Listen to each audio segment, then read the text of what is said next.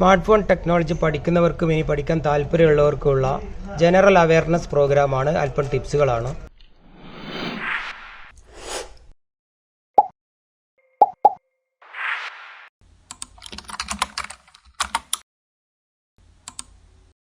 ഇതാണ് മൊബൈൽ ഫോണിനകത്തുള്ള കുറേ PCBകൾ.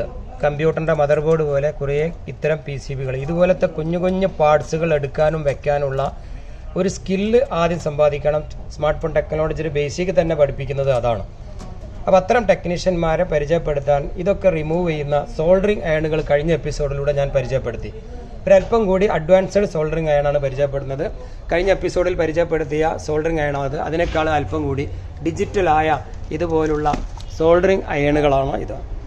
ഇതിൽ എത്രയാണ് ടെമ്പറേച്ചർ, എത്ര വാട്ട്സ് വേണം എന്നൊക്കെ നമുക്ക് സെറ്റ് ചെയ്യാം. കുറച്ചുകൂടി പ്രൈസ് കൂടുതലായിരിക്കും. അതിനുള്ള ഒരു അയണുമാണിത്. കുറച്ച് ഹെവി ഡ്യൂട്ടിയായ ഒരു സാധനം.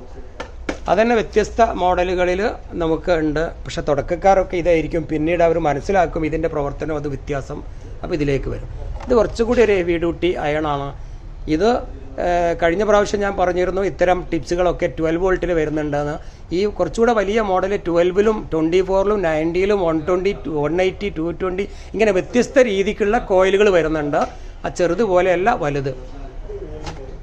ഇതുപോലെ നമുക്ക് ടെമ്പറേച്ചർ എത്ര എന്നത് സെറ്റ് ചെയ്യുക. നമുക്ക് കാണാൻ പറ്റും ഇത്ര ഡിഗ്രിയിലാണ്, പെട്ടെന്ന് വേണമെങ്കിൽ ഫാസ്റ്റ് ആവണി ആക്കുക. അതിനുള്ളൊക്കെ പറ്റിയ മോഡലുകൾ.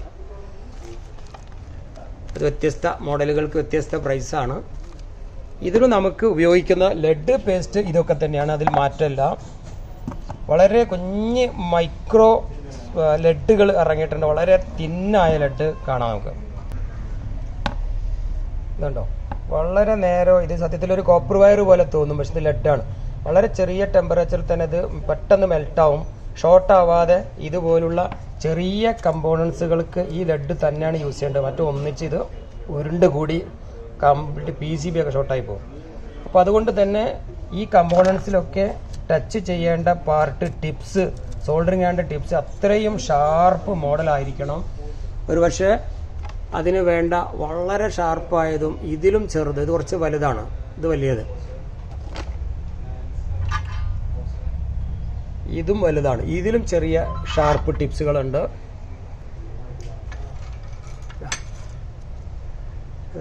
ഇതിൻ്റെ ടിപ്സ് ഉണ്ട്, വളരെ ചെറിയ അതാണ്. ഇതിലും ചെറുതുണ്ട്. ഓരോരോ കമ്പോണൻസിൻ്റെ വലിപ്പം അനുസരിച്ച് ഇതിൻ്റെ ടിപ്സ് നമുക്ക് ചൂസ് ചെയ്യാം. ഇതൊക്കെ ഒരു മീഡിയം റേഞ്ചിലുള്ളതാണ്. ഇത് കണ്ട വളരെ ചെറിയ ടിപ്സാണ്. ഇതുപോലുള്ള കുഞ്ഞ് കമ്പോണൻസുകൾക്ക് ഈ മൈക്രോ ടിപ്സ് തന്നെ ഇതിന് പറയാം. മൈക്രോ സോൾഡറിങ് ആണെങ്കിൽ മൈക്രോ ടിപ്സ്. ഇതൊരു കമ്പോണൻസിൽ തൊടുമ്പോൾ മറ്റൊരു കമ്പോണൻസിനെ തൊടാൻ പാടില്ല. കാരണം ചൂടാക്കി ഒന്നുകൊണ്ട് എടുക്കാൻ ശ്രമിച്ചാൽ തൊട്ടടുത്ത കമ്പോണൻസും ഇളകിപ്പോരും. അങ്ങനെ പോരാതിരിക്കാനാണ് ഈ എത്രയും മൈക്രോ ആയിട്ട് ടിപ്പ് ഉണ്ടാക്കുന്നത്. ഇനി ഇതിലും ഷാർപ്പായ സിൽവർ പോലുള്ള ടിപ്സൊക്കെ ഉണ്ട്. പക്ഷെ റേറ്റും കൂടും, ക്വാളിറ്റി കൂടും, അതിൻ്റെ ആയുസ്സും കൂടും. സാധാരണ ടെക്നീഷ്യന്മാർ യൂസ് ചെയ്യുന്ന സാധാരണ കമ്പോണൻസ് റിമൂവ് ചെയ്യുന്ന സോൾഡറിങ് അയണും ആണ് ഇത്. കണ്ടോ, അതിൻ്റെ ഒരു ടിപ്സിൻ്റെ ഒരു വണ്ണമൊക്കെ നമുക്ക് നോക്കാം. വലിയ കമ്പോണൻസ് അടങ്ങുന്ന 25 വാട്ട്സ് 30 വാട്ട്സ് ഒക്കെയാണ്. ഞാനൊന്ന് കമ്പയർ ചെയ്യണം. അതേപോലെ കുഞ്ഞ് മൈക്രോ ടിപ്സ് ആണിത്. ഇതിനേക്കാളും ഷാർപ്പുള്ള ഞാൻ നേരത്തെ പരിചയപ്പെടുത്തിയിട്ടുണ്ട്. ഇതിനകത്തുണ്ട് വളരെ കുഞ്ഞ് ഷാർപ്പൊക്കെ.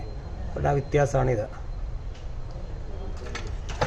ഇനിയും അടുത്ത എപ്പിസോഡിലൂടെ നമുക്ക് ഇതിനേക്കാളും കുറച്ചുകൂടി അഡ്വാൻസ്ഡ് ആയ ടെമ്പറേച്ചർ കൺട്രോൾഡ് മൈക്രോ സോൾഡറിങ് അയണും അതിൻ്റെ പ്രവർത്തനങ്ങളൊക്കെ അടുത്ത എപ്പിസോഡിലൂടെ പരിചയപ്പെടാം.